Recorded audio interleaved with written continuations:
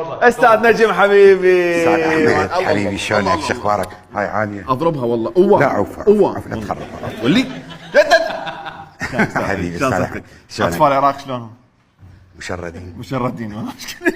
يا حبيبي صفقه استاذ نجم. الحمد لله على السلامه ما شاء الله وصلتنا الفضاء. انت تشفت قبل؟ وديتني رغما عني. اني اقول لك حقيقه بس ما تزعل. يا الله. شوف سياده الرئيس، نعم انت نقلتني من كوكب نعم الى كوكب اخر. نعم مارست وياي دكتاتوريه مقيته. نعم. على اقل تقدير اسالني ليش موديني فوق؟ يعني قلت تغيير جو، انت قاعد جو هناك وهذه وتعصب دائما بالاستوديو، قلت اليوم نطلع شويه من الاستوديو مالتك وتجينا هنا ناخذك فره نروح على هذا الكوكب وهذا الكوكب على السريع نشوف كم مخلوق فضائي ونرجع.